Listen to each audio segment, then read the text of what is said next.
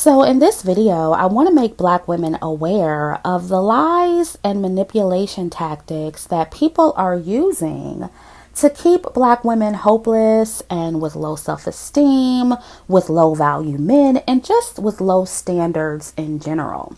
And I see this happening a lot recently because we are starting to make smarter or more strategic life decisions, whether that be leveling up, playing up our femininity, practicing hypergamy, expanding our options to non-Black men. Whatever it is, we're just making some changes. And a lot of Black people, both Black men and Black women, are not happy about it, especially Black men. They have been scrambling on the internet, trying to counter the talking points made by channels like mine, channels like The Pink Pill. Shout out to Crystalline over at The Pink Pill. But they are really taking shots at us. They're going hard because, frankly, they see what we're doing is working. They see us waking a lot of Black women up. They see the testimonials we get from Black women. I get them in my comment section, in my email. Black women who follow me are getting engaged. They're dating and marrying high value men of all races. They are getting spoiled and wined and dined. They're getting treated like a princess because they started playing up their femininity. And The Pink Pill and other great channels on YouTube, they're getting the same type of testimonials. So they see that, and now they're trying to swoop in and put us back in what they feel our rightful place is in the Black community. They don't want us thinking too highly of ourselves, ladies. And I will say this, some of the advice I see floating around, I have no problem with. It's some of the same advice I give over here. But a lot of it is undercover fear mongering and gaslighting. And I want Black women to recognize it for what it is. Because since they see Black women getting wiser, some of them are getting real clever with the gaslighting and the fear mongering. They'll pretend to be balanced and, pro-Black community, pro-Black love. They may criticize Black men here and there. But if you notice, they are far more heavy-handed and critical and harsh with Black women. And they have mastered the facade of a high value man or woman, but what comes out of their mouth is a bunch of dusty rhetoric. And they're doing this under the guise of trying to quote unquote help Black women, but they're really tying our hands behind our backs. And what I find interesting with the men in particular is that instead of providing manhood training for Black men and boys, in which they desperately need, they instead spend most of their time trying to debate Black women on YouTube, talking about our content, picking apart our looks, talking about our hair, our skin tone, telling us we're too ugly and we don't rank high enough to get a high value man. It is just extremely effeminate, dusty behavior, no matter how dressed up it is, no matter how shiny it looks on the surface. And these men can be divorced, they can be financially average or Black YouTube rich, as I like to call it. But the Black women who give advice, we gotta be married, we gotta be perfect, we gotta be living millionaire lifestyles to be credible. But because Black women are so desperate for Black male validation, the standard for Black men giving advice is much, much lower. And since we're so used to being told that we're unworthy of anything, especially by Black men, we can't see that it's abuse, and many of us actually like it.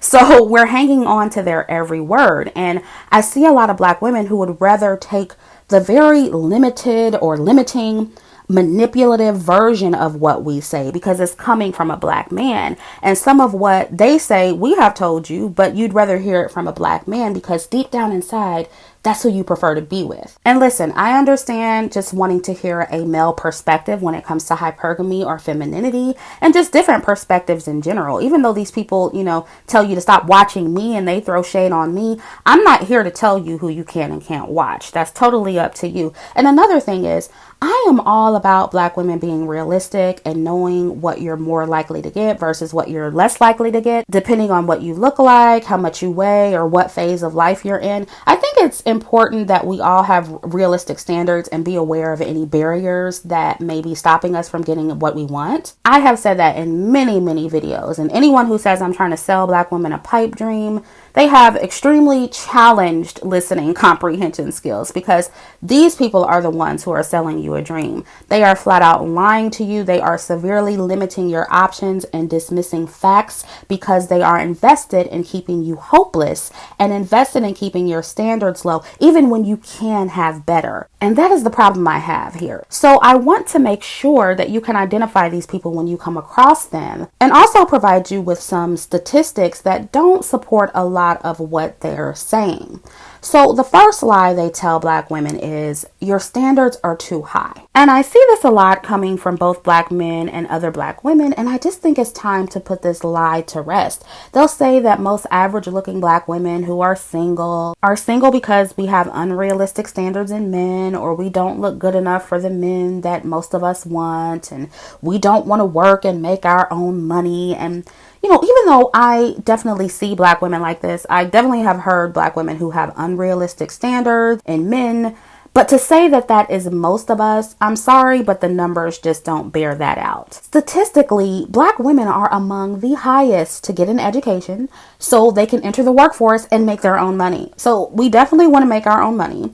And we date and marry down, which does not support us having high standards in men. Black mothers are more likely than white mothers to be their family's primary breadwinner, and most of them who are unmarried are doing it alone. And we all know about the 80% kid out of wedlock rate in the Black community. We hear the same story from baby mamas about how they're doing it alone and their baby daddies aren't helping them. So that falls in line with the stats. And statistically, there are more women as breadwinners overall in every group than there were in the past, but Black women lead the charge on that. We are also more likely than other women to marry men with less education or less earnings. These are the facts, you guys. As a group, we do not have high standards, and our dating and mating choices reflect it. And it's funny because some of the men who say our standards are too high, they also say all the time that we date and have babies with the Pookies and Ray Rays or the lowest value men in the community. So if we are doing that, then it can't be true that our standards in men are too high. It means they're too low. The Black women who actually have unrealistic standards in men are the minority. And when it comes to so-called average looking or below average looking Black women supposedly wanting men they don't look good enough for, listen, we see the common or everyday looking Black woman dating and marrying Black men who are on or below their level all the time. Let's just be honest here. A Black man does not have to be exceptionally attractive or financially exceptional to be good enough for a Black woman. We big up and we make excuses for the most average, low earning Black men all the time. We are the main group of women running around saying that money doesn't matter when it comes to men. So none of what they're saying here is adding up, okay? Also, most Black women want to work and make their own money, and they are in equal or hypogamous marriages. The actress Sherry Shepherd was, Wendy Williams was, Monique is, Mary J. Blige was married to her manager, Jill Scott was married to her manager, Jennifer Hudson married down, I believe, LaToya Luckett married down, she's been in the news lately, even Kelly Rowland married her manager, and in my opinion, she could have done much better. And we see how it has worked out for most of these women. Now, some of them are still married, they seem to be happy, but most of them are divorced. Some of them are paying alimony and child support, or they're being publicly embarrassed by their cheating husbands. And I'm not saying that that never happens with hypergamous marriages, but there is a clear pattern here. So while there may be Black women who have totally unrealistic standards in men and want men out of their league, that does not represent most Black women. So when you have men ignoring these facts and berating average or quote unquote ugly Black women for wanting a man who makes equal or more than they do, you have to ask yourself why. Are they really trying to help you, ladies, or do they just want to embarrass you or take out whatever frustrations or resentment they have with Black women out on you by telling you that you're not good enough or you're too ugly for a decent man? I think you know the answer to that, ladies. Another lie they tell Black women is only models or exceptionally attractive women can be hypergamous or with high earning men. And like I've said in the past, conventionally attractive or exceptionally attractive women, they do have more options. That is just a given. Just like millionaire men or high earning men have more options in women than financially average or financially below average men. Nobody is arguing that. And we know that every Black woman can't date a millionaire. But the good thing about that is you don't have to be with a millionaire to be hypergamous. I'm not sure why people default to millionaires millionaires when talking about hypergamy, but millionaires are not the only option for hypergamous women. And being an average looking woman doesn't automatically mean that you have to date a broke or a low earning man either. I have dated and been proposed to by men who make significantly more than me, and I am not a supermodel. And there are several other black women, some who are even on YouTube, who are in hypergamous marriages with various races of men, and these women are not supermodels either. So the empirical evidence alone just does not match what these people are saying. Like I've said before, most people do marry their equals, but the problem is black women aren't even doing that, as I mentioned earlier. So let's at least start there. And ladies, if you are allowing dusties or black YouTube rich black men convince you that you as a black woman can't get a man making at least $100,000 a year, you need to get some higher self-esteem, because those men absolutely date average looking women. And it's embarrassing to me how incapable so many black women think that they are. It is really, really sad. Another thing they are doing is pretending to be high value and pretending to know about high value men, but they say things about them that don't make any sense. And an example of this is when they say that high value men only want attractive women and don't want women who are cultured and educated women, when in fact that is untrue. It is true that men like to impress women. They like to show them new things. They like to feel needed. But that doesn't mean they want a woman who doesn't know anything and who has never been anywhere. That hasn't been my personal experience with high earning men. And the Pink Pill covered this on one of her recent live streams as well. But high earning men are generally married to educated, intelligent, and cultured women. Even if those women are stay-at-home moms or housewives and don't necessarily lead with their careers or education, they usually have them. One of the quickest ways to meet classy, educated, high earning men is to be a classy, educated woman. And since black women are among the most educated in this country, we can use that to our advantage. Of course, we have to do that strategically and play up other qualities about ourselves as well. And I talk about that on my femininity channel, which a new video will be out over there soon. So definitely subscribe. The link is in the description box. But ladies, please don't allow people to tell you that beauty and youth is the only thing that you need to get a high value man. It's not true. Another thing I see these kind of black men and black women doing is lying or grossly exaggerating about level up spaces for black women. This is a big one. They will minimize femininity content. They'll pretend that it's all surface level or invaluable. They'll tell you it doesn't work, when again, we get the testimonials, we get the feedback proving otherwise every day. And don't get me wrong, I have seen some level up channels that are superficial and not that great in general, so I won't say that I have not seen them. But my problem is that people will pretend that they don't hear the women with the loudest voices or the women with the most influential platforms say certain things when we do. For example, they will lie about me saying or suggesting that hypergamy or femininity or swirling will solve all of our problems or solve racism or colorism, when I have explicitly stated otherwise. Or they'll say that I promised black women millionaires with my advice, when I've never said that either. So be aware of people who purposely exaggerate or lie about level up content. It's usually because they feel inferior or inadequate in some way, or they're trying to compete with us. I see this a lot with other black women. I've talked about the scarcity mindset among black women. They feel like in order for their platform to thrive, they have to discredit other bigger platforms. And ironically, these women will tell their followers that competition with other women is wrong or masculine, but they're very competitive themselves. They're throwing shots at me and other content creators in every other video because they're competing with us and they're threatened by us. And when it comes to the men, they'll lie and exaggerate about female level up spaces because they don't want you over here, because they know what we tell you is going to work. And deep down, they know or feel that they can't be high value, and they are trying to keep you hopeless with low standards and low self-esteem so they can still have access to you as low value men. Another lie they tell black women is that black women should be married by the age of 23 or 24. And the Pink Pill covered this really well on her channel. She did provide the stats that say women on average in the US get married at age 27. So it doesn't make sense that they're telling you that you should be married by age 23 or 24. And just to add to that, Statistically, women who marry in their early 20s, they get divorced sooner than women who marry later. And let's just keep it real. When it comes to black women, we all know that most black men are not interested in, they're not trying to get married in their early 20s. So to act like black women are just turning down a bunch of marriage-minded black men in their early 20s, that is just a lie. See, black women, you need to recognize when black men are trying to manipulate you. These men want sexual access to you while you are young. They are not interested in marrying you while you are young. Maybe some black men, but not the majority, and maybe older black men, but not your peers. So if you're 24 and you're still unmarried, there is nothing wrong with you, so don't allow anyone to convince you otherwise. Another way they manipulate you is through covert colorism and colorist gaslighting. This is the big one. These men will make it seem like your reality or what you see with your own two eyes is all in your head, right?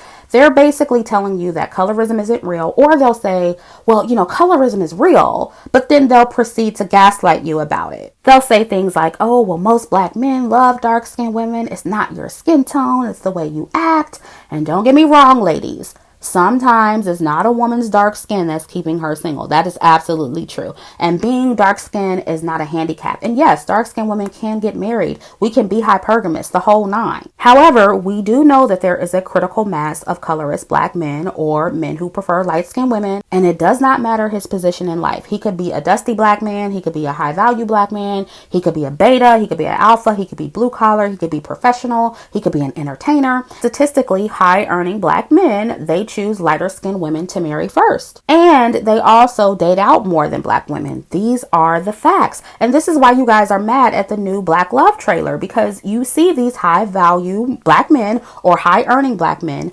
paired up with light skin or racially ambiguous women. This is the reality in the black community. So dark skinned women, we have to navigate differently than other women to get what we want. Or just like the saying, black people got to work twice as hard to get ahead, the same applies to dark skinned women. If we don't have a certain look or a certain body type, chances are we are not going to get a high value black man. So if dark skinned women want a higher chance of being hypergamous and dating high earning men, we have to expand our options. We have no choice. And anyone who calls themselves giving advice to black women but doesn't tell them that, they don't care about you like they say they do. Or I'll give some of them the benefit of the doubt. Maybe they're just ignorant to the facts. I don't know. And that leads me to the next lie that they tell.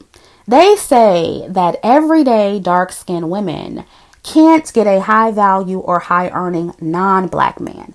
Or they'll say that if you get one, he will fetishize you. And we all know they're usually talking about white men when they say this. And listen, ladies, obviously there are non-black men out there who will fetishize black women. That is a real thing. That's a very real thing. And black women should vet non-black men for that. But that's also something you have to vet black men for as well, because guess what? They fetishize black women too. They fetishize us for our big butts, our curves. They also fetishize light skin and mixed women for their skin tone, their hair texture. So I'm not sure why black women keep allowing black men to convince them that fetishization only happens with white men and not black men. To me, this is just another form of fear mongering and gaslighting, because we can see with our own two eyes that everyday black women, not supermodels, but everyday black women, we can see them getting wiped up to high value men who are non-black, and many of them don't have no little Cracker Jack rings on their fingers. Okay, they are living cushiony lifestyles with them, and statistically black women have a higher household income when they marry non-black men. Now, are all black women who marry and date out hypergamous? Of course not. Are all black women who marry black men hypogamous? No. But like I said in a previous video, black male average or slightly above average in the black community is not the same as average or slightly above average in other communities, okay? On average, non-black men, they make more money, they have bigger networks, they have more resources, they have more privileges, and yes, the black women who marry them reap those benefits. What it all boils down to is each individual black woman who chooses to keep her options open is going to find their best offer from different suitors. Some will find their best deal with black men and some won't. And see, the people who are interested in keeping your hands tied or keeping you hopeless or with black men only, they're not going to tell you that, ladies. They're going to tell you that you only have one option, and that's being with a black man or no man at all. And that brings me to the next manipulation tactic. They don't leave you with any options whatsoever. Listen, It is one thing to give realistic advice, but if you're listening to someone give advice and they never leave Black women with any options, that is a red flag. Because what I see happening here is people purposely not giving you any real options or solutions, not even individual solutions. In one way or the other, they are telling you there is no hope and you have to settle for low value men or low earning men, or you're going to be single forever. And if you have good qualities or have a quality that will assist you in getting a high earning man, they'll dismiss it. They'll fly right past it like you never said it. They'll move the goalpost and keep picking at you until they find something that they can disqualify you with. And they'll tell you, oh, well, see, this is why hypergamy or marriage is not in your future. Goodbye. The goalposts will keep moving until they can disqualify you. And the answer will always be, oh, you can't get this or that. You're not fine enough to get this, or you don't deserve it. And notice, when they're giving other Black men advice, no matter their lot in life, there is always an element of hope. And they're going to give them more options. But with Black women, it's, oh, there's nothing you can do. Ladies, that advice is not good advice. Another thing I see happening in these male spaces is they are shaming Black women for leaving toxic relationships. Shaming women for divorcing their husbands who are abusive or couldn't keep a job or didn't want to work. And ladies, I'll be honest with you. If a divorced man, especially if he's been divorced more than once, if he is telling you that you should stay with a broke, dusty, or an abusive man, there is a reason why.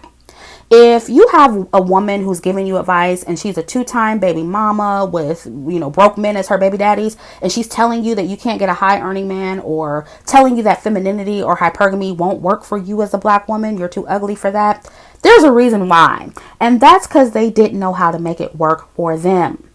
Black women, please be wary of people who made a bunch of irreversible mistakes, or people who have failed to course correct after making mistakes, because you can course correct. You have to be wary of people who have failed to course correct trying to tell you what won't work. They don't know what doesn't work because they've never tried it. And that kind of ties into something else I see going on. Some people are really bitter about their past. So what they're trying to do is suck the hope out of you and your future, or sabotage you in some way.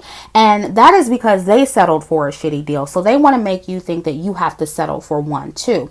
They are either self-defeatist, or they're trying to influence you to be defeatist or hopeless. And I see this a lot with other Black women. And the men in particular might be mad about, that pretty woman who rejected them when they were young. Usually the light-skinned woman with long hair and green eyes. And they're taking their misplaced anger from that rejection out on you as a dark-skinned woman or an average-looking Black woman, even though you had absolutely nothing to do with it. See, because it's usually not the average or below average Black women with the high standards. It's the 10s. It's what Black men consider to be the 10s. It's the exceptional women who they aren't good enough for. And those are the women who rejected them. So they settle for and pump and dump you. So when they see you, the pump and dump chick that is no longer willing to be pump and dumped, they're like, wait a minute, you don't deserve a high value man. All you deserve is this dick. So they rank you and they show your photos to embarrass you. They tell you you're too ugly to get a high earning man. It's all projection, ladies. It is them trying to keep you in what they feel is your rightful place in the community. And that is the pump and dump chick. That's the come up woman. That is the chick that they settle for when they don't have no money. And something else they do is blame Black women for nearly everything. And this is a pattern.